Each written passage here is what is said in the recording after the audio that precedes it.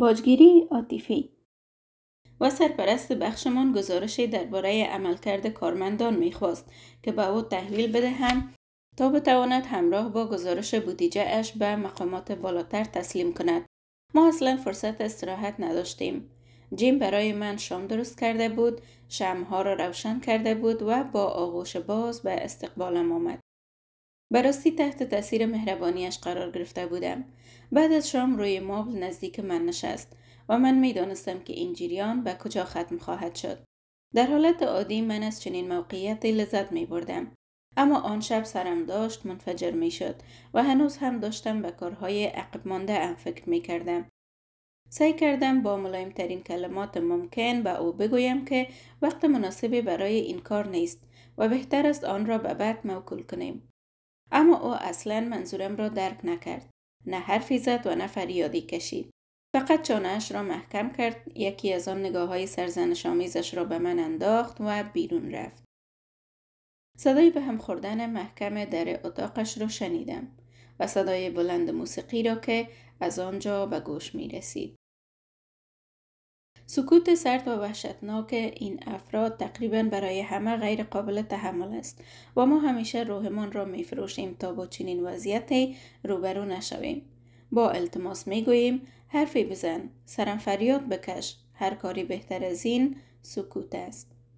و معمولاً هرچی بیشتر التماس می کنیم آنها بیشتر عقب نشینی می کنند، زیرا از مقابله با ما و یا خشم خود می ترسند. نمی دانستم چه باید بکنم. احساس شدید گناه بر من حاکم شده بود. او تدارک شب عاشقانه را دیده بود و من با او کاملا سرد بودم. پس به اتاقش رفتم و سعی کردم با او حرف بزنم. او آنجا نشست و به من خیره شد و سرانجام گفت با من حرف نزن. برای جبران باید کاری می کردم. پس لباس خواب ساتن سفیدی پوشیدم، به اتاقش رفتم و به او گفتم که چقدر متاسفم. اصلا از بودن کنار او لذت نمی بردم. هنوز سرم درد می کرد. آنقدر عصبی بودم که می خواستم منفجر شوم. اما با هر روش ممکن می خواستم او را وادار کنم با من حرف بزند. نمی توانستم تنبیه خاموش او را تحمیل کنم. تنبیه کنندگان خاموش خود را پشت حصار غیر قابل نفوذ مخفی می سازند و مسئولیت احساسات خود را به سوی ما منحرف می سازند. اگر کسی بخواهد ما را به این شکل تنبیه کند، درست مثل هلن دچار احساس عذاب وجدان و گناه می شویم. احساس می کنیم که خشم او در سکوت لحظه به لحظه اوج می گیرد و خوب می دانیم که هدفش کسی جز ما نیست.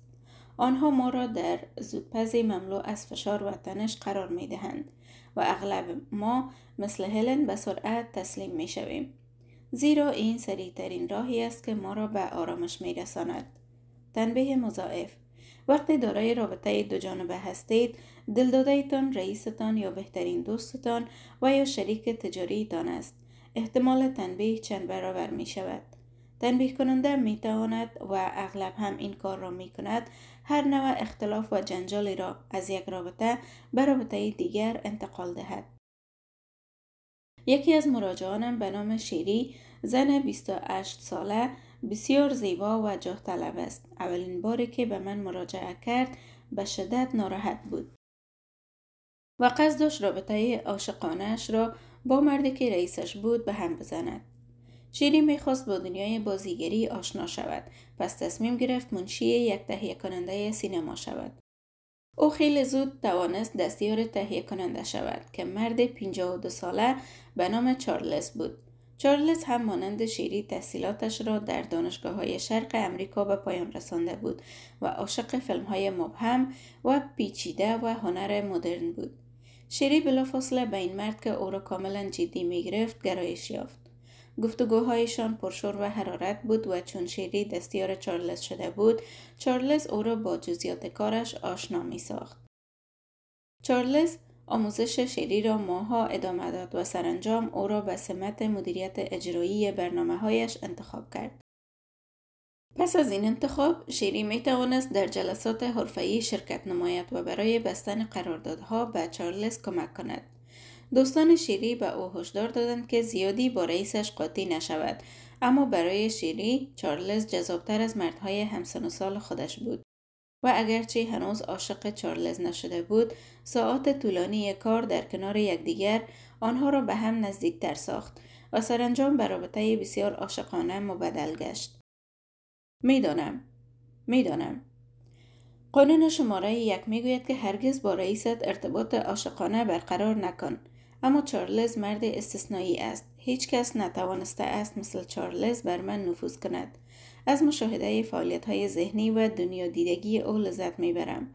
او خیلی چیزها به من آموخته و احساس میکنم بهترین دانشجوی او هستم. از نزدیکی و صمیمیتمان لذت میبرم. رابطه عاشقانه این دو پرشور و حرارت بود و تجربیات کاری به شیری رضایت فراوانی می بخشید. اما 2 سال گذشت و چارلز کمترین حرکتی برای جدی‌تر کردن رابطه‌شان انجام نداد. با گذشت زمان شیری احساس کرد که چارلز اصلاً چنین قصدی ندارد. پس از 2 سال مملو از عهدهای شکسته شده، سرانجام به این نتیجه رسیدم که چارلز از وضعیت فعلی کاملا راضی است و من اصلا دلم نمیخواست چنین نقشی را ادامه دهم. من دوست داشتم خانواده تشکیل بدهم. شبی داشتیم شام میخوردیم و او از سفری به پاریس به همراه دوستانش حرف میزد. میدانست که من عاشق پاریسم و به من قول داده بود که مراسم ازدواجمان در آنجا برگزار خواهد شد. در آن لحظه بود که دریافتم دارم در دنیای خیالی زندگی می کنم. با پی بردن به این حقیقت از هم پاشیدم و سرانجام به چارلز گفتم که می خواهم به نقطه اول برگردم و رابطه‌مان را به محیط کار محدود کنم. غم‌انگیز بود، اما هر دوی ما می توانستیم با حقایق زندگی واقعی کنار بیاییم. چارلز همیشه با من بسیار مهربان و سخاوتمند بود. به همین جهت واکنشش مرا دچار حیرت ساخت. گفت که اگر او را ترک کنم باید با کارم هم خداحافظی کنم. حالا نمیدانم که میتوانم با جدایی از چارلز و بیکاری همزمان کنار بیایم یا نه. من به کاری که دوست دارم کاملا نزدیک شده ام. میترسم چارلز درها را برایم ببندد. اما اگر هم با او بمانم احساس میکنم ارزشهایم را زیر پا گذاشتم. حتی نمیتوانم فکرش را بکنم. چارلز داشت رابطه عاشقانه را از دست میداد که احتمالاً به او احساس جوانی و سرزندگی میبخشید و وقتی دریافت این رابطه در شرف نابودی است، از سر ناامیدی دست به هر کاری زد تا شاید این رشته پاره را از نو وصل کند. اما واکنش او برای شیری غیر قابل قبول بود. شیری با حقیقتی روبرو شده بود که افراد به ویژه زنها سالهاست با آن دست و پنجه نرم میکنند. رابطه عاشقانه با مافوق همیشه مخاطره آمیز است. اگر در این رابطه خللی وارد شود، شما هم مثل شیری کشف میکنید که تنش و ناامیدی میتواند واکنش تنبیه کننده شخصی را که سهم بزرگی از زندگی شما را به خود اختصاص داده برانگیزد. اما همانطور که بعدها خواهیم دید، شیری برخلاف تصورش آنقدرها هم گرفتار نشده بود. او راه حل‌های زیادی در مقابل داشت که در صفحات بعد به آنها خواهیم پرداخت. نقطه کور آنها و نقطه کور ما. هر قدر رابطه نزدیکتر باشد، خطر بیشتری در کمین است و میزان لطم‌پذیری ما در مقابل تنبیه کننده افزایش می‌یابد. ما دلمان نمی‌خواهد از کسانی که دوستشان داریم جدا شویم. افرادی که سالهای طولانی و شاید یک عمر همدم ما بوده اند و یا در موارد مثل شیری به آنها وابسته ایم، چون زندگیمان را تأمین می‌کنند. اغلب تلاش می‌کنیم با چنین افرادی درگیری نداشته باشیم. با خودمان اجازه می‌دهیم که این تنبیه کنندگان را باور داشته باشیم و هشدارهای ذهنیمان را نادیده بگیریم. به عنوان نمونه، جاش نمی‌توانست ببیند که اگرچه پدرش ادعا می‌کرد خوشبختی او را می‌خواهد، خواستش حاکی از خودمحوری وی بود و ارتباطی با احساسات جاش نداشت. خواسته ها و توقعات این افراد به ندرت به احساسات طرف مقابل توجه دارد. اگر توقعات باجگیر برآورده نشود، تهدید او می تواند خطرناک باشد.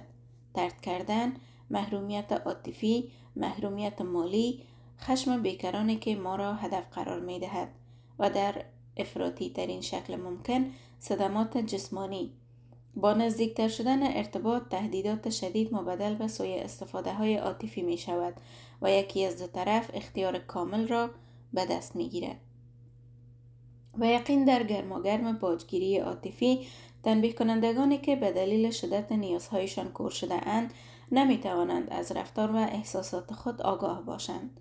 آنها از ته قلب به درستی رفتارشان اعتقاد دارند و خواسته هایشان را حق طبیعی خود تلقی می کنند. رویارویی با باجگیر به قدرت درونی وسیع نیازمند است، اما انجام پذیر است. تمام کسانی که هدف باجگیران قرار گرفته و به ما مراجعه کرده بودند توانستند با کمک ابزارها و راهنمودهای اعتماد به نفس فردی بزرگسال را کسب کنند و سرانجام نشان دهند و بگویند که اجازه نمی دهند از آنها باجگیری شود. خود تنبیه کنندگان: همه ما با تهدیدهای بچه‌های 6 ساله‌ای که اگر اجازه تماشای تلویزیون به آنها داده نشود و به رخت خواب فرستاده شوند آنقدر نفس نمی‌کشند تا سیاه و کبود شوند آشنا هستیم. بزرگسالانی که خودشان را تنبیه می‌کنند پخته ترند، اما اصول همان بچه‌های 6 ساله را به کار می‌گیرند. آنها به ما میگویند که اگر آنچه را می‌خواهند انجام ندهیم ناراحت می‌شوند و حتی قدرت حرکت را از دست می‌دهند. حتی ممکن است تهدیدمان کنند که به زندگی خود خاتمه می‌دهند و یا به خودشان صدمه می‌رسانند، زیرا می‌دانند مؤثرترین تهدیدی که ما را هرچی بیشتر زیر یوغ استثمار قرار می‌دهد بی‌توجهیشان به سلامتی و شادی و رضایت خود است. با من جر و بحث نکن وگرنه مریض و افسرده می‌شوم. اگر خوشحالم نکنی کارم را رها می‌کنم. اگر فلان کار را نکنی غذا نمیخورم، نمیخوابم و قرص میخورم و خودم را از بین میبرم. اگر مرا ترک کنی خودم را میکشم. اینها تهدیدهای خود تنبیه کنندگان هستند. الان بازرگانی که در فصل اول ملاقات کردیم به تدریج دریافت که همسر جدیدش جو از او باجگیری میکند. با گذشت زمان مزاحمت‌های جو و عدم تمایلش به فعالیت‌های مستقل الن را هرچی بیشتر می‌آزارد. مطمئن نیستم که بخواهم تصمیم جدی بگیرم، اما ظاهراً همسرم عوض شدنی نیست. سعی کردم با او حرف بزنم و بگویم که زندگیمان با این وضعیت به جایی نمی‌رسد، اما او حتی از گفتگو با من پرهیز می‌کند. ساکت می‌شود و گهگاه می‌بینم که چشمانش پر از اشک شده. بعد به اتاق خواب می رود و در را قفل می کند. من التماس می کنم که بیرون بیاید و او سرانجام شروع به حرف زدن می کند، یا شاید باید بگویم تبدیل به ماشین سرزنشگر می شود. آخرین بار من فقط می خواستم به کلبه خواهرم در اورگان بروم و مدتی نزد او بمانم. انگار می خواستم کره زمین را بدون دادن آدرسی ترک کنم. میدانی که وقتی تو نیستی نمیتوانم کار کنم و نه بخوابم. من به تو نیاز دارم و میدانی که روزهای سختی را میگذرانم. تو باید کنارم باشی و کمکم کنی که خودم را برای فصل فروش آماده کنم. اگر کمکم نکنی همه چیز به هم میریزد. برایت مهم نیست که به تو نیاز دارم؟ میخواهی تمام زندگیم را خراب کنی؟ چرا؟ چون میخواهی یک هفته به مسافرت بروی؟ به او گفتم به خاطر خدا دست بردار. دنیا که به آخر نرسیده. من فقط میخواهم چند روزی رو با خواهرم بگذرانم. اما او تصور میکرد قصد دارم ترکش کنم. من مسافرتم را لغو کردم، اما وانمود میکنم که اصلا دوست نداشتم به این سفر بروم. البته خیلی هم بد نبوده. از وقتی به او گفتم به مسافرت نمیروم آنقدر به من محبت میکند که انگار به ماه عسل دیگری رفته ایم. اما لحظاتی هم هست که انگار نمیتوانم نفس بکشم. خود تنبیه کنندگان که اغلب افراد نیازمند و به گونه افراطی وابسته هستند معمولا فضای پرتشنج و فاجعه آمیز در اطراف خود ایجاد می کنند و البته شما را مسئول این وضع می دانند. آنها خودشان و اطرافیانشان را در تنگنا قرار می دهند و اغلب قادر به پذیرفتن مسئولیت اعمال خود نیستند.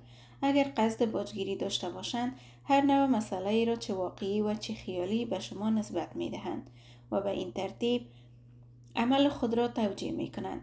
در واقع با مهارت باور نکردنی شما را مسئول گرفتاری هایشان جلوه می دهند، در حالی که تنبیه کنندگان هدفشان را بچه می پندارند. خود تنبیه کنندگان فرد بزرگسال را هدف خود انتخاب می کنند. تنها بزرگسالی که در این رابطه دیده می شود. همیشه ماییم که باید به کمک آنها بشتابیم.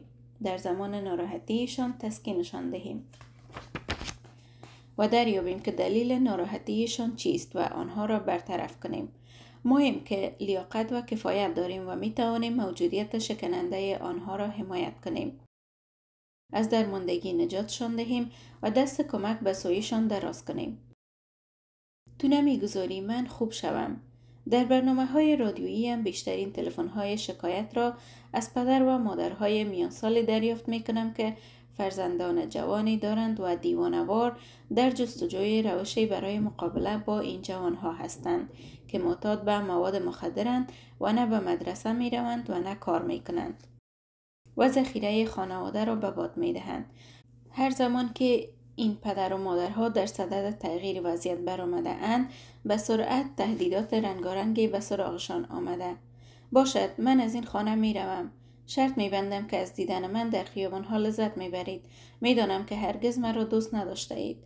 والدین وحشت زده خیلی زود تسلیم می شوند و در صدد تغییر وضعیت بر نمی آیند. اگرچه این وضعیت برای همه مخرب است.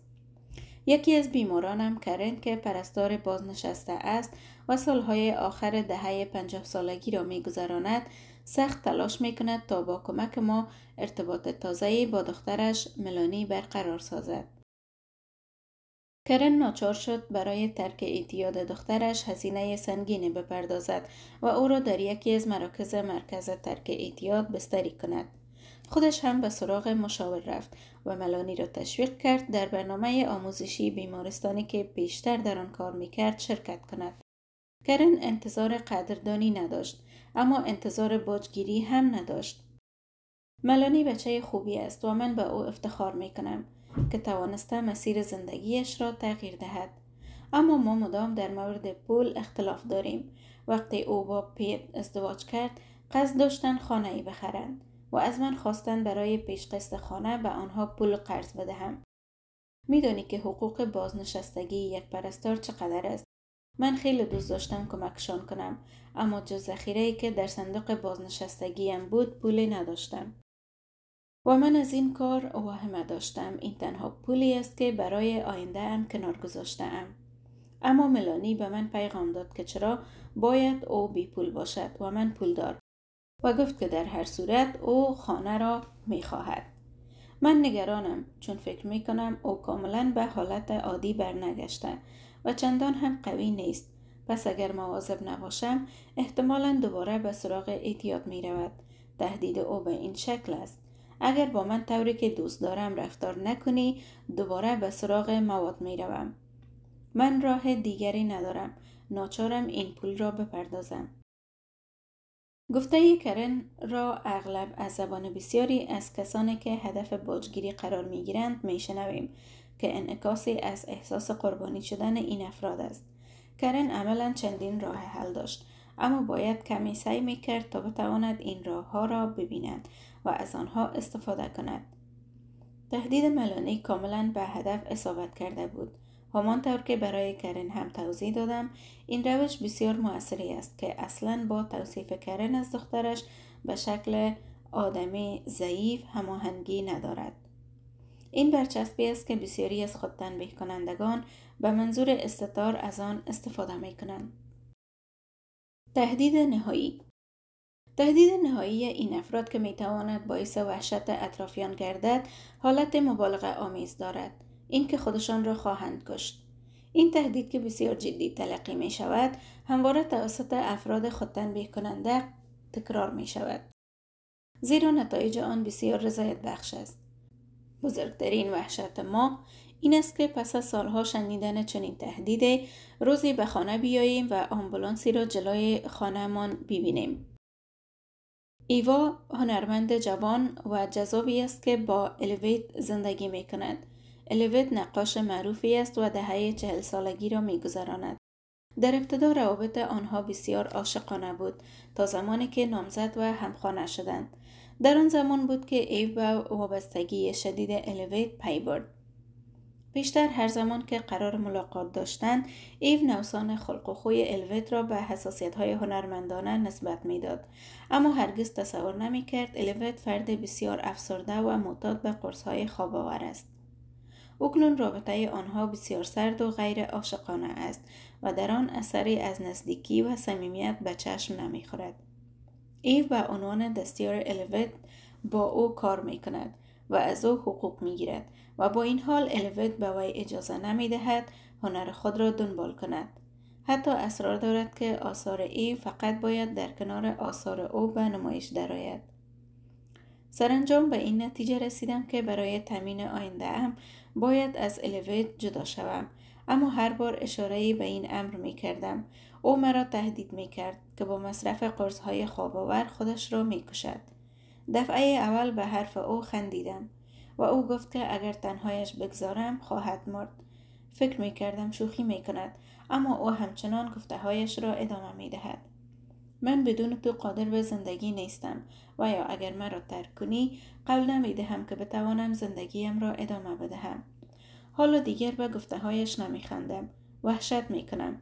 تحمل دیدن رنج و عذاب او را ندارم، اما خشم وحشتناکی هم در درونم زبانه می کشد. چرا باید الیوت مرا در چنین موقعیتی قرار دهد؟ این نوع تهدید که میان چنین افراد بسیار متداول است، احساس مسئولیت شدید ایو را هدف قرار می دهد. او با من خیلی مهربان بوده، قدرت ترکش را ندارم. اگر بلای سر خودش بیاورد تا آخر عمر خودم را نمی بخشم. و بعد با قاطعیت می گوید از شدت احساس گناه می میرم.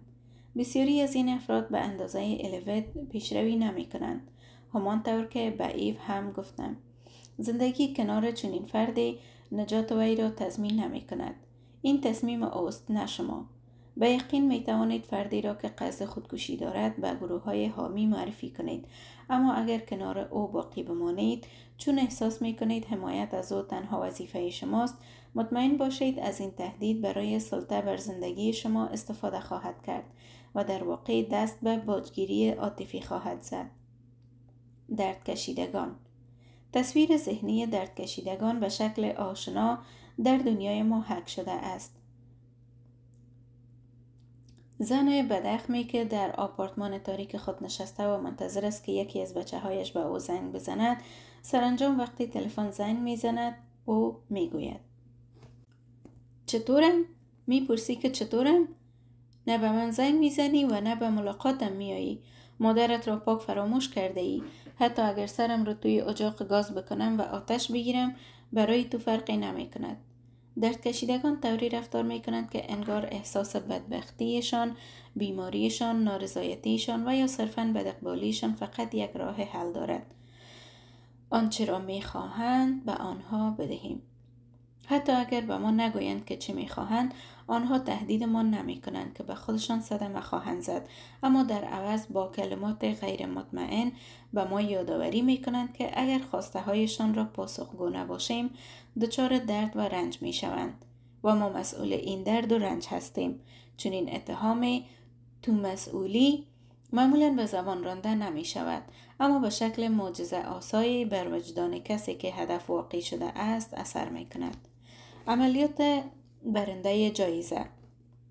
درد کشیدگان اغلب با این فکر مشغولند که چقدر بدبخت و بیکس و کارند و وقتی شما نمی توانید ذهنشان را بخوانید این را گواهی بر بی‌توجهی شما قلمداد می کنند. اگر آنها را دوست داشته باشید بدون شنیدن کلامی از دهان آنها می توانید حدس بزنید که از چه رنج می برند. مهارت آنها در این بازی است. ببین بر سرم چه آورده ای؟ درد کشیدگان اغلب اوقات افسرده، ساکت و دارای چشمان اشک‌آلودند و وقتی آنچه را می‌خواهند به دست نمی‌آورند در لاک خود فرو می‌روند، اما هرگز دلیل ناراحتیشان را به ما نمی‌گویند. پس از آن که هفته‌ها و روزها باعث نگرانی و اضطرابمان شدند، در موقع مناسب خودشان دلیل ناراحتیشان را به ما در میان می‌گذارند. یکی از بیمارانم به نام پتی 43 ساله و کارمند دولت است. او به من گفت که هر زمان با شوهرش مخالفت می کند، همسرش با غم و اندوه به رخت خواب می رود. او به ندرت به من می گوید که دلیل ناراحتیش چیست و وقتی که می گوید اگر با او مخالفت کنم بسیار اندوهگین می شود و برای قدم زدن بیرون می رود. او غمگین ترین چشم ها را دارد. این عدم توافق ها بیشتر زمانی که مادرش می خواست به خانمان بیاید ظاهر می شد. که بدترین موقعی را برای ملاقات ما انتخاب می کرد. من روی تخت می شینم و با او می گویم که اگر کار نادرستی کرده ام معذرت می خواهم، اما دست کم به من بگوید که چرا ناراحت است. و بعد از 1-2 ساعت به دلیل ناراحتیش پی می برم. یک بار به او گفتم که نمی توانم رایانه تازه‌ای را که می خواهد بخریم. او گفت که اصلا فکر نمی کرد تا این حد بی توجه و خسیس باشم. خب البته که تسلیم شدم و به او گفتم برود آن را بخرد و جالب است که بلافاصله سرحال شد. جو نمی توانست به راحتی در مورد خرید رایانه تازه با پتی حرف بزند. پس راه دیگری را انتخاب کرد. او تمام مهارت‌هایش را به کار گرفت تا این پیغام را به وی برساند. تو مرا ناراحت کرده ای، بیمارم کرده ای، باعث سردردم شده ای. جو دچار افسردگی شده بود چون پتی با او بدرفتاری کرده بود. درد کشیدگان در آینه نگاه می کنند و فرد قربانی را می بینند. آنها به ندرت مسئولیت برطرف کردن مشکلات را به عهده می گیرند و یا خواسته خود را بر زبان می آورند. این افراد شاید ضعیف به نظر برسند، اما عملاً به نوعی قلدر و زورگو هستند. شاید هرگز فریاد نکشند و جنجال به پا نکنند، اما رفتارشان ما را آزار می دهد و باعث خشممان می گردد. قربانی وضعیت. البته همه درد کشیدگان درد و رنج را در سکوت تحمل نمی کنند.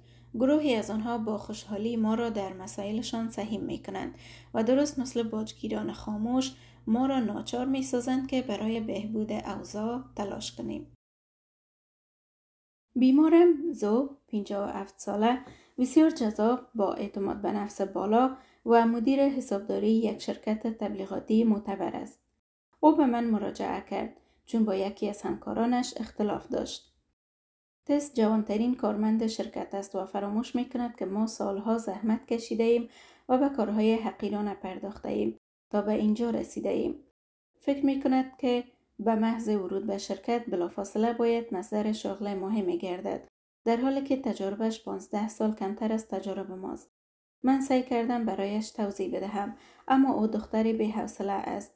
بعد تس با رئیسمان اختلاف پیدا کرد و دچار سوء ظن شد که قرار است کارش را از دست بدهد. او هر روز به دفتر من می آید و سفره دلش را باز می کند. دیل، یکی از سهامداران شرکت، از کار او راضی نیست و چون تس نتوانسته مشتری چاقوچله‌ای به تور بزند، دیل نمی خواهد دیگر او را ببیند. رایانه اش از کار افتاده است.